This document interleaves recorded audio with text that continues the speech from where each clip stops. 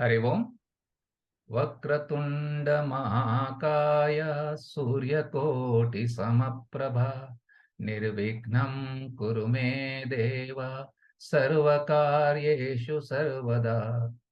गुरु ब्रह्मा गुरुर्विष्णु गुरुदेवो महेश्वरः गुरु साक्षात् परं ब्रह्म तस्मै श्री गुरवे नमः। तस्मै श्री गुरवे नमः। Shri Gurubhyo Namaha. Namaste, friends. We are on to one more fascinating journey. We have studied various scriptural texts like Bhajagovindam, Upadeshasara, Triptidipa, Viveka Chudamani, Manisha Panchakam, Upanishads like Mundaka, Kaivalya, Taittiriya, Kena, etc. since last 3 years. Somehow, the one study that pulls us back again and again, the study that never quenches our thirst to sip the nectar, is essence of all Upanishads, that conversation between Krishna and Arjuna, universally known as Bhagavad Gita. Welcome to the new series Gift, Gita for Inner Freedom and Transformation, a study of selected verses from Bhagavad Gita as per Shankara Bhashya. So, let us begin our first session with verses from the first chapter, Arjuna Vishada Yoga. Srimati Anjali, Dr. Sandhya Ravi, Sri Kulkarni B.S., Srimati Pallavi, and Srimati Kirti are going to help us understand Arjuna's state of mind. Dr. Hegde sir will fine-tune the study.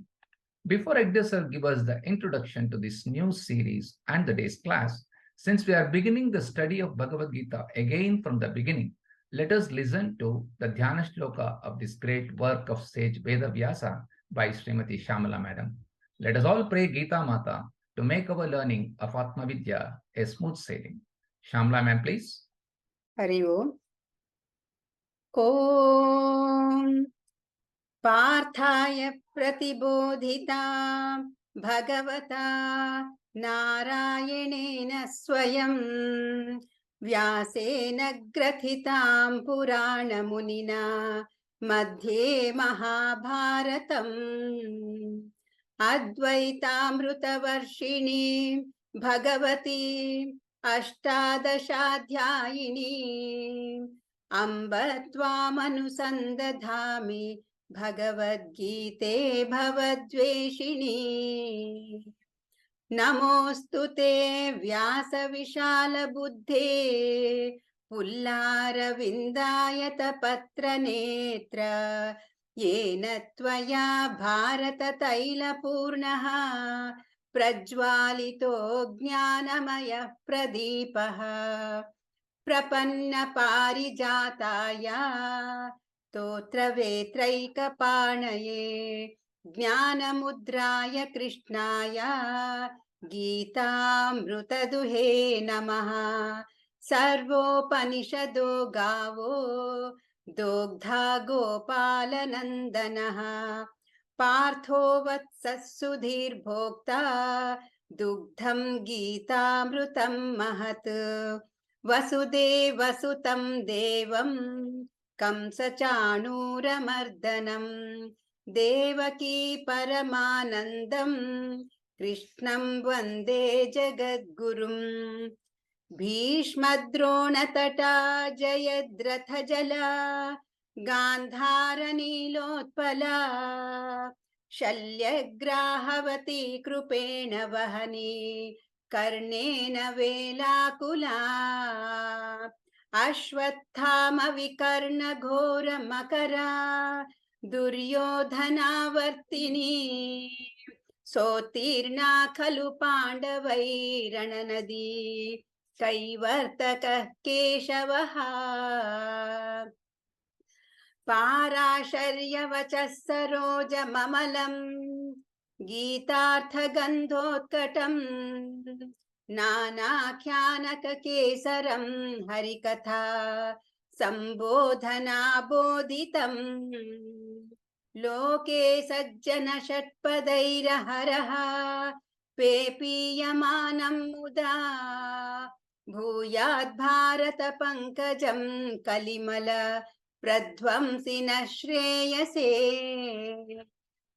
मूकं करोति वाचालं Pangum langhayate girim yatkrupatamaham vande paramanandamadhavam yam brahma varunendra rudra marutaha stunvanti divyaistavai vedyai sangapadakramopanishadai gayanti yam samaga ध्यानावस्थिततद्गतेन मनसा पश्यन्ति यं योगिनः यस्यान्तं न विदुःसुरासुरगणाः देवाय तस्मै नमः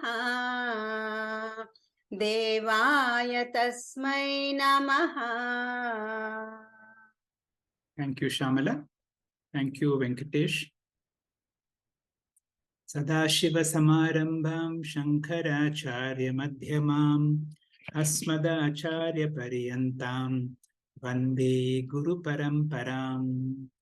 Om. Welcome to the beginning of a new series on the Bhagavad Gita from Param Vedanta titled Gift, Gita for Inner Freedom and Transformation. What is a gift? Two things constitute a gift. A gift is something that we value. A gift is something that has been given to us freely. Fortunately, the greatest gift that we have is a certain understanding of the Bhagavad Gita, and it has been given to us freely, and it has been such a blessing. Each one of us from Param Vedanta take this opportunity to study the Gita once again, but this time with a little focus on Shankara Bhashyam. So all our teachers, all those who play the role of teachers when they are explaining this verse, will look into Shankara Bhashyam in particular. Shankara Bhashyam involves a lot of knowledge of Sanskrit, and many of us are not adept at Sanskrit.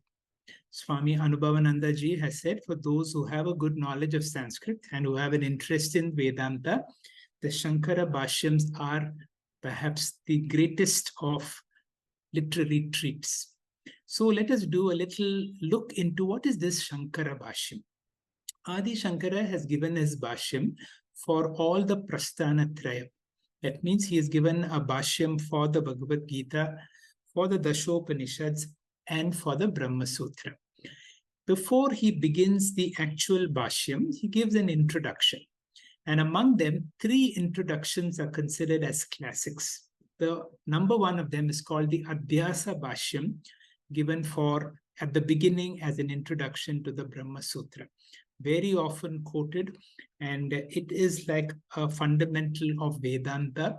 Why do we make an essential error? Where is the mistake that we have? As part of the introduction for the Brihadaranyaka Upanishad, the introduction is called Sambandha Bhashyam, and that is called another classic. And for the Bhagavad Gita, and before he gives the actual Bhashyam. The actual Bhashyam begins from the 2nd chapter, verse 11 onwards. But before that, he gives a certain introduction called the Avatarika Bhashyam, about which I will tell very briefly today, followed by a brief summary of the verses of the entire chapter and the first 10 verses of the 2nd chapter. According to Adi Shankara, what is the greatness of the Bhagavad Gita? Our Vedas, which are the sources of our literature, also called Shrutis, are very voluminous. Adi Shankara has given us Shri Krishna has given us a gift in the form of the Bhagavad Gita, where the entire Veda has been condensed for us in 700 metrical, poetic, easy to remember verses. And Sri Adi Shankara has told us very clearly that the study of the Bhagavad Gita is equivalent to the studying of all the Vedas. So this is it. The Vedas have got 2 aspects, the Veda Purva and the Veda Anta. The Veda Purva is also called the Pravritti Bhaga, and the Veda Anta is the Nivritti Lakshana. So there are 2 dharmas. In fact, it is considered as 2 distinct texts. However, if you want to link, the Veda Purva can be a preparation for Veda Anta. So each of them are called as dharmas. And the Veda Purva Bhaga is called the Pravritti Dharma, and the Veda Anta Bhaga is called the Nivritti Dharma. Gita is Smriti Grantha. That means compared to the Shrutis, the Smriti is given lower value compared to the Smriti. Gita is Moksha Shastram. Adi Shankara says moksha is possible only through jnanam. Jnanat evatu moksha. Now, let us have a glimpse of what is this Avatarika Bhashya. Now, he begins by saying that just like the Vedas have got Veda Purva and the Veda Anta, which talks of the pravritti aspect or getting involved with activity with a lot of karmas involved, and then the nivritti, or where we give up all these and take to a life of sannyasa, or at least a mental sannyasa, where your effort is predominantly on jnana yoga. So there are two traditions. Each of them, the first tradition is the Marichi Saptarishi, Marishi Adi. And these are the Grihastha Parampara, and to propagate the Pravritti Marga. These are all the Manasa Putras of Brahmaji, so that the creation is kept in a certain order. And then in order to pursue the Parama Purushartha or Moksha, we have the Sanakadi Rishis, which follow the Nivritti Marga or the Veda Anta Marga. So the Pravritti Marga and the Nivritti Marga. So you will see in Adi Shankara's Avatarika Bhashya, there is a lot of emphasis on this. And they are meant not only for the individual progress and for the individual to attain all the Purusharthas, but also for Jagataha Sthitihi, for the well-being of the society. So the Vedas promise dharma both for the individual and for the society. However, Dirgena Kalena, because of a passage of a long period of time, and with a certain reduction in the values, when there is an increase in the amount of desires, viveka or discrimination comes down, adharma becomes increased, and the world is in trouble. As said in the 4th chapter, 7th verse, Yada yada hi dharmasya glanir bhavati bharata abhyuttanam adharmasya tadatmanam shrijamyaham. I create myself in order to set the world in order whenever adharma becomes too much. That is the importance of the Shastra. Shas means Shas means command, that which commands a person by giving knowledge, and Trayate means to protect. As part of the Avatarika Bhashyam, Adi Shankara also tries to elicit what is called the Anubandha Chatustaya. Whenever we're studying any new text, there are 4 important characteristics that has to be brought. Whenever you are buying a new book in a bookstore, you turn to the back page to find out for whom is this book for. That means who is the Adhikari, to whom is this book addressed to. Vishayam means what is the topic that this book is going to cover. All of us would like to know what is the prayojanam by reading this book or by studying this text. There is what is the prayojanam. And then there is a 4th topic called Sambandha, which has a relationship between the Vishaya and the Prayojan. And this is how Adi Shankara relates to, as far as the Bhagavad Gita, Adhikari. Who is the Adhikari? Those of us, or all of us, who are here for Parama Purushartha. I am here. I have seen Dharma, Artha, Kama. Now I would like to focus on Atma Jnanam, and I would like to get moksha. So the Adhikari is the one who is a mukshu. That means whose Icha is for moksha. What is the Gita's main topic?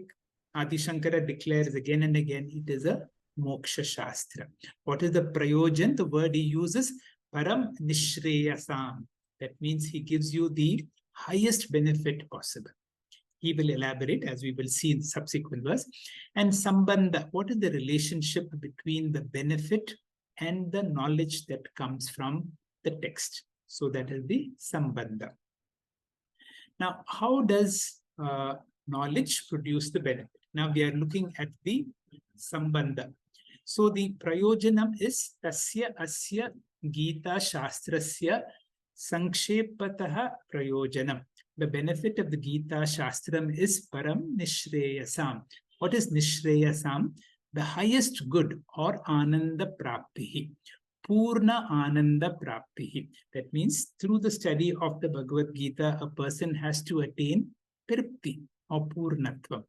And not only Purnatvam, it includes the displacement of Dukkha Nivritti. Those of us who have just concluded the 7th chapter of Panchadashi, remember the fifth stage is Aparokshata Jnanam, where you get knowledge, and then Shoka Nivritti and Tripti Prapti. So what happens? How does Dukkha go? Samsarasya Atyan Uparana Lakshanam Prayojanam.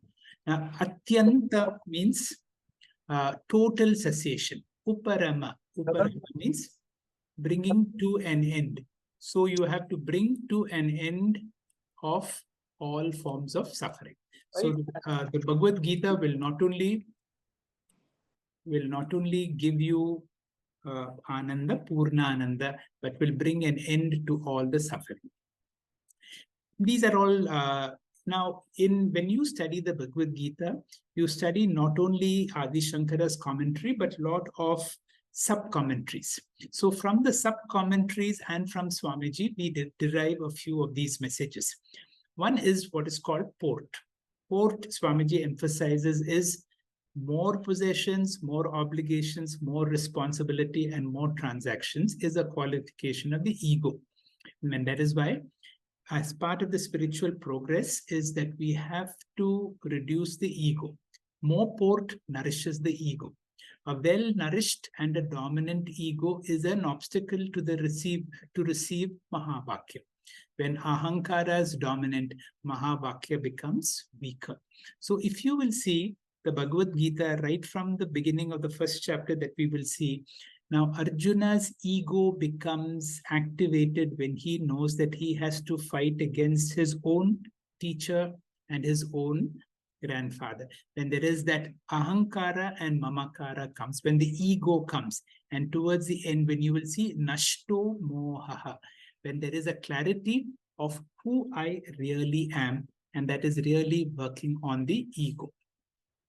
Adi Shankara and Swamiji from the introduction brings out these things. Karma Yoga as a sadhana for Jnana Yoga, Jnana Yoga as a sadhana for moksha, and Parabrahma or Atma, which is the main topic of the Bhagavad Gita. Now, these are all things which are derived from, as I said, from as you study the Bhashya. Now, there is one verse which will come in the 7th chapter, which is the 19th verse. Bahunam janmanam ante jnanavan mam prapadyante vasudeva sarvam iti sa mahatma sa durlabha. There is this one word, Vasudeva. See, when we study the Bhagavad Gita or any of these topics with Adi Shankara's Bhashyam, each word is analyzed. For example, you will see the importance of the analysis of one word, the word Vasudeva. Now, Shankaracharya, derives, and not only derives, he will prove how he has derived and how do you give this particular significance. Now, normally when you say Vasudeva, now Vasudevasya putraha Vasudeva. That means the son, Sri Krishna, is son of Vasudeva. So Sri Krishna now becomes a product. He becomes a karyam. Now, who is Parabrahma, Paramatma? Na jayate mriyate va kadachit. That means Parabrahma is beyond cause and effect. Now, when you say Vasudeva and you think of Sri Krishna, now he will derive the meaning of the word Vasudeva in the following words. And how do we derive the verse? The first word, Vasate. Vasanti asmin bhutani iti vasuhu sadrupaha. That is why when you study the Bhagavad Gita or the Upanishads or the Brahma Sutra through Shankara Bhashyam, the process is extremely slow. It requires a lot of patience. But then you have to give your time for it. And if you are able to give your time, that is why we are studying the Bhagavad Gita now. What is this Vasuhu? Vasuhu is of the nature of existence. Vasate. Vasate means that which exists, that which supports all beings. So Vasuhu means Sadrupa Sarva Adara, that which gives existence to all beings. So the first part, the word Vasudeva, is broken into two. Vasuhu means existence. Deva means consciousness. And how is that derived? Divyati. Divyati swayam prakashati iti chidrupaha. Divya means that which makes things known is called. And what makes things known? Because of our sense organs, we know everything. All our sense organs is also called Deva. And that is why Shiva is also called Deva Deva, the Lord of all the sense organs, or Mahadev. So the word Deva can be taken as Chit, the word Vasu as Deva is Chit and Vasu is Sat. So if you combine the two, Vasudeva means Sat, Chit, Anantam, Brahma. So you will see whenever you say I am, the word I means consciousness. For example, the table I'm sitting on cannot say I because it is not conscious. Who can say I? Only a conscious being can say I. When you say I am, the word I represents consciousness. When you say am, it means existent. I am existent. Now, for this knowledge that I am, I don't have to look around, I don't have to feel myself. This knowledge of I am, of this knowledge of conscious existence, does not require the sense organ or the mind. Swamiji has said again and again, Swami Anubhavananda, that knowledge, which does not require any sense organs or the mind, is the true knowledge. That knowledge I am. That knowledge I am means Vasudeva. So this is the significance of the word Vasudeva. And that is how the Gita Shastra is capable of giving liberation. He says again and again, it is worth studying the Gita Shastra because it is able to give you Parama Purushartha. It gives you the initial sadhanas of Karma Yoga, Jnana Yoga, and then introduces you to Parabrahma. And that Parabrahma is none other than the consciousness that we are. And that is how the Gita Shastra will be introduced to us. We will now study the opening verse of the Bhagavad Gita, and that will be explained to us by Anjali. Anjali, please. Thank you, sir. Sri Gurubhyo Nama. Pranams to all gurus as we begin with another opportunity of learning Bhagavad Gita. May we all be blessed enough to listen and assimilate the contents of each of these gift sessions. In this opening verse, Dhritarashtra asks a question to Sanjaya. Out of the 700 verses in Bhagavad Gita, this is the only verse where Dhritarashtra is speaking. Vedavyasa gifted Sanjaya the divine abilities to listen and see what is happening at Kurukshetra. Hence, the remaining verses were the conversation between Arjuna and Sri Krishna, which Sanjaya reported to Dhritarashtra. Of these verses, 574 verses were from Sri Krishna, 84 were from Arjuna, and 41 by Sanjaya himself. The first chapter discusses about the basic human problems, raga, shoka, and moha. Here, in the first verse itself, we will get a taste of it. Let's see the first verse of Gita and how this question has been asked by Dhritarashtra to Sanjaya. Dhritarashtra uvacha dharma kshetre kurukshetre samavedayuyutsavaha mamaka pandavaschaiva kimakurvata Sanjaya. The king Dhritarashtra, being blind, asked, O Sanjaya, narrate the scene of on the battlefield, what my people and Pandavas who were assembled in the holy land of Kurukshetra, eager to fight, do. We can see he uses the word Mamaka, meaning my people, to address his sons, which shows his strong attachment, raga, towards his sons. He asks, Kimma Kurvada Sanjaya, meaning what Kauravas and Pandavas do. It is so apparent that the two armies are gathered there, ready to fight with each other. Then why such a question? Because the blind mind of Dhritarashtra is full of doubts and fear about the victory of Kauravas. Of course, Dhritarashtra has few good reasons to be afraid of the victory of his sons. Listen, Dhritarashtra is saying, Dharma Kshetre Kurukshetre. The land Kurukshetra is mentioned in all the Vedas and Smritis. It is stated in Jabala Upanishad, where Brahaspati says to Yajnavalkya that it is the place where people of divine dispositions had offered sacrifices to the gods, a place of liberation, an abode of Brahman.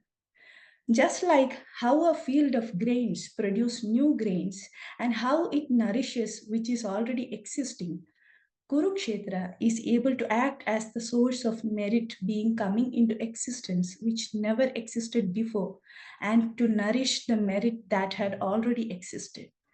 Dhritarashtra also know how Pandavas value dharma above all and had heard several stories of their victories too.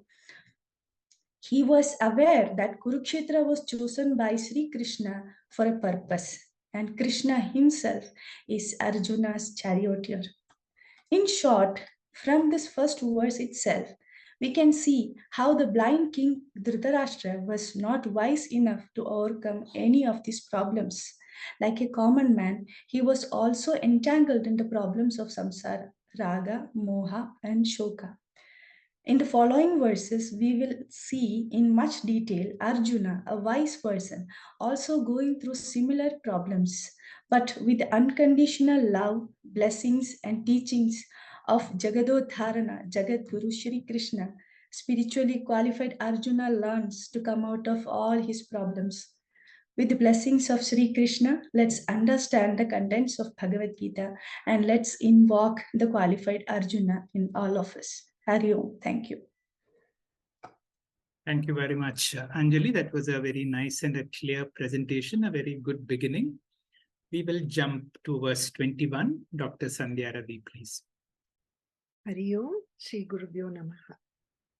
So up to verse 19, Sanjaya describes to Dhritarashtra the setting of the scene of Kurukshetra. And at the end of verse 20 in chapter 1, Sanjaya has described the setting of the battle scene to Dhritarashtra in detail. And at that moment, just at that moment when the arrows had to be shot, the monkey-bannered Arjuna sees the Kauravas arrayed.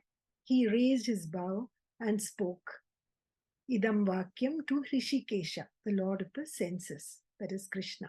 He says, Senayor Ubayor Madhye Ratham Stapaya Me Achyuta. He Achyuta, Stapaya Me Ratham Senayor Ubayor Madhye. Place my chariot between the two armies. These are the very first words that Arjuna, the student, speaks to Krishna on the battlefield. Next slide, sir. He calls him Achyuta, which is a very significant word that Swami Paramarthananda ji says has moral, religious, and philosophical significance. It means unfailing or infallible, one who never fails or falls or never lets one down, who's very trustworthy. As we all know, Krishna has displayed this time and again. Whenever a devout bhakta calls him, he is there to help. We know the example of Draupadi and also the story of Gajendra and the Gajendra Moksham story. Two other instances in the Bhagavad Gita where Krishna is addressed as Achyuta by Arjuna are in chapter 11, after he is granted the Vishwarupa Darshanam, and at the end of the teaching in chapter 18, verse 73. So he acknowledges the supremacy of Paramatma as omniscient and omnipotent. Now, why did he ask him to place the chariot between the two armies? The next slide. he says, Etan nirikshase aham, so that I can very clearly survey Yodhukaman avastita, the people who have assembled here to fight with us. And let me clearly know with whom I have to fight in this huge venture called the Mahabharata war. He calls it Rana Samudhyame. And I want to have a clear view of them and therefore take me in front of them to see who are assembled here with a desire to fight and who want to fulfill the desire of the evil-minded Duryodhana in this war. So this is probably the most important turning point, a pause moment, which brings on the need for the Upadesha by Sri Krishna. And therefore, the Bhagavad Gita takes place. Because until now, Arjuna's mind was very clear, his intellect was clear. He had to fulfill his duty as a Kshatriya and fight for Dharma. He was very clear in his mind about wanting to fight the evil-minded Duryodhana and restore Dharma. But the moment he comes in front and he sees the people, we can see that emotion and attachment cloud his judgment and discrimination, and samsara manifests. We must remember that Kurukshetra was a fratricidal war. It was a family feud which was brought on by human faults. There was greed, there was failure in duty, there was envy, family attachment, and falsely identifying the body as the self. Arjuna is going through a conflict about the ethics of the war. As a Kshatriya and a warrior, he knew it was his duty to fight the Kauravas. He knew it was necessary to restore good and dharma. But his other self recognizes the Kauravas are his people, his uncles, his teachers, his cousins, and he cannot bring himself to fight them. So is this the circumstance that is going to dictate how he should act? So this was Arjuna's moment of decision. We can draw a parallel to the conflicts that we face as a human society. As we speak, there are several wars going around in this world, and the ability to discriminate right and wrong, good and evil, largely depends on what kind of a knowledge bank we have from which we draw these conclusions. In the case of Arjuna, and many times in all our cases too, our want self is something that takes over our should self. So the want self is emotional, it is looking at short-term relief. Arjuna wanted to not participate in the war, but the should self is rational and it is looking at greater and lasting benefit. So he knew that he had to do his duty to protect Dharma. So it's important to see why the Gita Upadesha takes place in such a difficult setting and what is it trying to convey. The next slide. So it starts, as we all know, with the worst of the possible conditions. It starts in a battlefield. But even though we must remember that even though our mind is filled with, spiritual knowledge, we've gained a lot of jnanam, we are still steeped in the clay pit of samsara. And what the Gita is trying to teach us is that we're not chasing a lofty, futuristic, ideal state and a distant goal, but it is making us realize that liberation is here and now. And that is why such a abominable situation has been chosen for this wonderful teaching. And we often find ourselves similar to Arjuna in this predicament where we are ruled by emotions and sentiment rather than reason. And the Bhagavad Gita repeatedly tells us three things at the end of every chapter. Brahma Vidyayam, Yoga Shastre, Sri Krishna Arjuna Samvade. The theory, the practice, and the realization. Theory is the knowledge that you gain from the study of Bhagavad Gita and how we should practice it. So Bhagavad Gita is a Brahma Vidya, just like Dr. Hegde told us in the introduction. The Yoga Shastra is something that we should adopt and practice.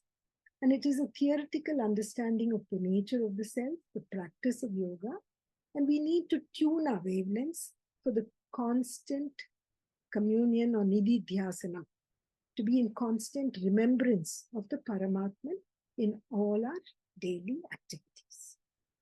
Hari Om, sir. Thank you. Thank you very much, Dr. Sandhya. gave us a very nice context of the entire Bhagavad Gita teaching. Shri Kulkarni sir. Hari Om, Sri Gurubhyo Namaha. Maharshi Vyasacharya, while presenting the clear picture of human mind, emphasizing the root cause of samsara is raga, shoka, and moha, attachment, grief, and delusion. Illustrating the practical example in Mahabharata war, King Dhritarashtra, who had extreme attachments towards his son Duryodhana, he was physically blind and deluded internally due to the intense attachment of his son. Duryodhana, who had attachment to the throne of kingdom, intellectually deluded, involved in adharmic activities without proper discrimination, which resulted in war.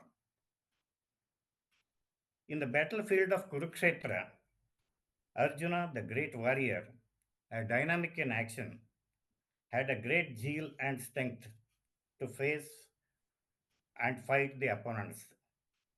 He ordered his charioteer to place the chariot in the middle of the battlefield to view the Kaurava army.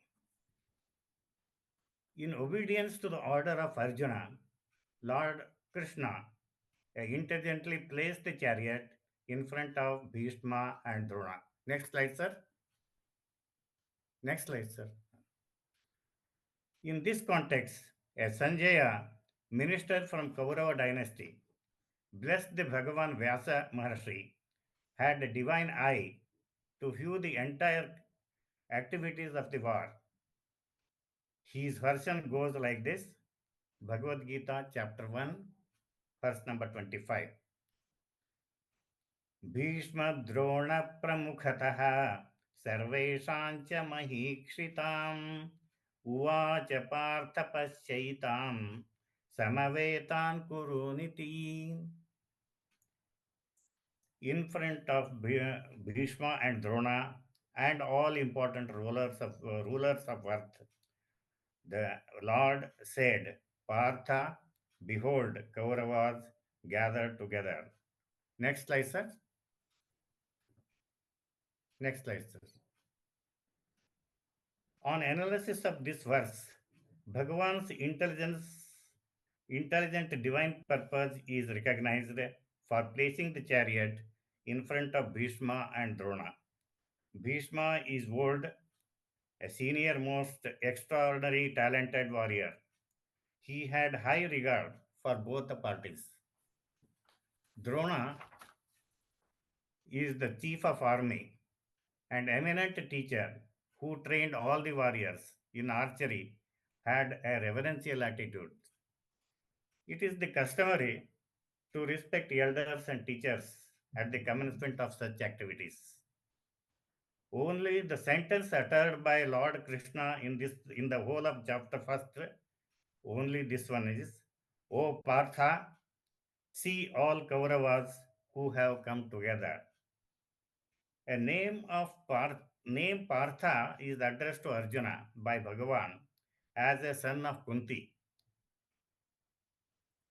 whose name was Pratha before marriage.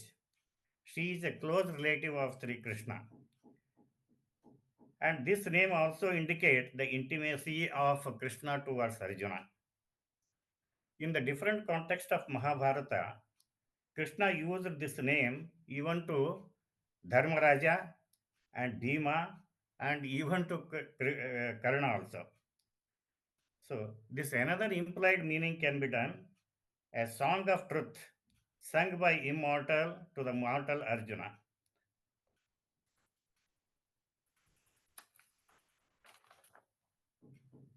Here, Arjuna's discriminative insight is tested to face Bhishma and Drona, with whom he had attitude of gratitude.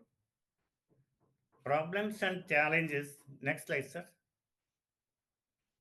Problems and challenges are common in everybody's life. How he faces is important. War is waged with every one of us in all our crucial moments of action. Negative forces, which are large in number, try to overcome the weak mind. Vyasacharya presented the situation in an effective way for the guidance of the mankind to follow the divine discrimination between dharma and adharma. In the next few verses, Sanjaya explained in detail a Kaurava army which Arjuna recognized as his uncles, son-in-laws, father-in-laws, cousins, kiths and kins, and intimate relations. This created impedance. This created the imbalance in the mind of Arjuna. His response is enumerated in the next few verses. Hari Om, Sri Gurubhyo Namaha. Thank you very much, Kulkarni sir, for a nice explanation of this verse, where you will see how Arjuna's sense of discrimination becomes affected by his ahankara and mamakara. Pallavi, please. Narayan Narayan, Hari Om. Kripaya paraya vishto vishiddham idam abravit drishvemam swajanam Krishna yujutsam samuprashitam. In this shlok, when Arjun saw his well-wishers assembled in two armies, he was overpowered by the fundamental problems of samsara known as raga, attachment. Next slide, sir. And once a person is overpowered by raga, the immediate consequence is vishiddham, meaning grief or sorrow. Attachment and sorrow are like two sides of the same coin. The intensity of sorrow will be directly proportional to the intensity of attachment. In Arjun's case, paraya kripaya was extremely intense, and so was grief. This is a universal problem. Only the object of attachment varies, but the problem of attachment is universal. And when the mind is intensely afflicted, that suffering will overflow into the physical body. Only when the possibility of losing the object of attachment comes, the hidden intense attachment surfaces. We are blissfully ignorant of the attachment problem. The hidden intense attachment surfaces. There is no question of taking action against the problem. However, when it surfaces, it is so powerful that one cannot take action. Therefore, two problems exist then. I do not take action and I can't take action. In this manner, attachment and samsara happily continues. Very rarely, some people are lucky enough to detect what they have attachment problems, where they have attachment problems, and can start some remedy. Arjun says to Sri Krishna, Imam Swajanam Drishtva. I'm seeking these people who are all my relatives. This is called the problem of ahamkara and mamakara. He forgot the dharma that the Kauravas had perpetuated. This means he had adharma and adharma viveka buddhi functioning. But now Arjun has slipped from buddhi level to mind level, rational level to emotional level. This is called wrong judgment. So next slide, please. In Arjun's vision, if Arjun's vision is very clear, then it does not matter whether they are his people or somebody else's. Adharma has to be punished. But when he begins to see the relationship and comes down to the emotional plane, his intellect is getting clouded.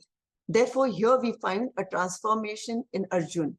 Rational Arjun has become emotional Arjun. Soldier Arjun has become samsari Arjun. Samsari is raga, shoka, and moha. Attachment, sorrow, and conflict. Gita Shastram starts when samsari Arjuna gets converted into disciplined Arjuna. Hari Om. Thank you, Pallavi, for a nice presentation with good slides. The last presentation will be from Kirti. The last verse, Kirti, please. Om Shri Gurubhyo Namaha. Bhagavad Gita, chapter 1, verse 47. Sanjaya Uvacha Eva Muktvarjuna Sankhye Rato Pashta Upavishat visrijya sharam chapam shoka samvigna manasaha. Sanjaya said, speaking thus, Arjuna cast aside his bow and arrows and sank into the seat of his chariot, his mind in distress and overwhelmed with grief. This is the last verse of chapter 1, Arjuna Vishada Yoga. Bhishma had blown his conch, signaling the beginning of the Kurukshetra war. And at this critical moment, Arjuna was filled with remorse, fearful of the consequences of fighting the war. Arjuna's reluctance to fight the war had now reached its climax, incapacitating mental distress when war was about to begin. His body language had changed from standing up to fight the Adharmic Kauravas to sinking down in the chariot, which indicated no to fighting war. Casting aside his bow and arrows indicated a complete negation of the purpose for which he had come to the battlefield. What caused this change in Arjuna's mindset? The cause for these sentiments was Arjuna's attachment towards his bodily relatives. He became forgetful of his spiritual existence, that he was not just the body. His affection for his bodily relatives had blinded his consciousness. Swami Paramarthananda explains the cause of Arjuna's misery from Shankar Bhashyam of the Bhagavad Gita. Adi Shankaracharya says Arjuna got caught in the cause-effect chain of the samsara chakra. Atma avidya or ajnanam, samsara karanam or dukkha karanam. Atma jnanam, samsara nivritti karanam. Atma avidya does not produce sorrow directly, but through a chain of cause and effect. Paramarthika Satyam says, I am the all-pervading Satchidananda Atma and everything else is Mithya Anatma. We are ignorant of this. We assume we are just this body-mind complex. Atma Asangatva Avidya also prevails. When I don't know I am Asangaha, I mistake myself to be related. Sa-sangaha. Sangha or relationship expresses in two forms. Ahamesham mama ete, meaning I have a group of people and I claim those people belonging to me and I claim myself belonging to them. Arjuna had developed Bhranti Pratyayam, meaning misconception born out of avidya, which gets expressed as Rajya Guru Putra Mitra Suhrut Swajana Sambandhi Bandhaveshu. They are Arjunena Ahamesham Ahankara and Mama Ete Mamakara. Therefore, Ahankara Mamakara Sangha is avidya's first product. When Sangha comes, the second product is Sneha. Then Nimitta Sneha, meaning special affection, bonding, resulting in the inevitable Raga or attachment. Once attachment comes, Shoka and Moha are the third product. How? When that attachment is threatened by actual or imaginary loss of the person, that is Sneha Vicheda, it leads to Shoka Samvigna Manasaha, mind full of grief and pain. The moment Arjuna saw Bhishma, Drona, relatives and kinsmen, attachment came and he succumbed to the cause-effect chain of samsara. His resolve to fight faltered. Arjuna had not actually lost Bhishma or Drona here, but he was imagining a life without them. That very thought led him to sorrow. Swami Paramarthananda says it results in Shoka Moha Bhyam Abhibhuta Viveka Vijnanaha. Shoka and Moha overpowers and stifles one's buddhi or intellect, that is, the power of discrimination, causing karya akarya, dharma adharma delusion. This aviveka results in a confused person who lacks clarity about what should be done. Papa karma pravritti takes place in Arjuna. He commits blunders, kamya nishiddha karma, omission of one's own compulsory duties called swadharma, visrijya sasharam chapam, omission of one's own compulsory duties.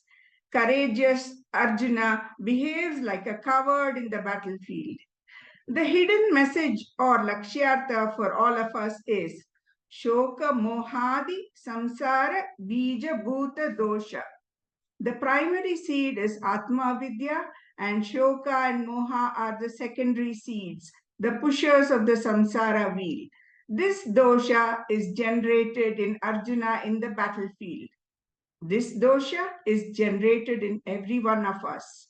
This samsara, that is, this world, is every human being's very own Kurukshetra, and all the external struggles of life are simply an outcome of this internal struggle. In the forthcoming chapters of the Bhagavad Gita, Sri Krishna expounds the universal remedy from samsara for every human being. Om Tat Sat iti Srimad Bhagavad Gitasu Upanishadsu Brahma Vidyayam Yoga Shastre Sri Krishna Arjuna Samvade Arjuna Vishada Yogo Nama Prathamodhyayah. Thank you, sir. Hari Om. Thank you very much, Kirti. That was a nice summing up of the first chapter of the Bhagavad Gita. So in summary, you will see the Gita has several topics. But Adi Shankara says the topic that we need to look for is Moksha Shastra. The other topics like karma, bhakti, jnana, ethical values all help to build up towards Paramapurushartha or moksha, or the central tatparyam is self-knowledge as a means for liberation. Adi Shankara's commentary starts from the 11th verse of the second chapter. So the first chapter gives us a stage for the teaching, and the teaching is Gita as a moksha shastra, and the remedies given in the remaining 17 chapters. It also helps us to introduce the teacher, the student, and to identify the student and identify that whatever we are going through is what Arjuna would be going through too. Whatever we give a lot of importance to, and that is the cause of all our problems. Whenever there is a strong attachment, it produces intense sorrow, and intense sorrow clouds the mind. So the first chapter is all about raga, shoka, and moha. Hari Om, thank you very much. Venkatesh Prasad, please.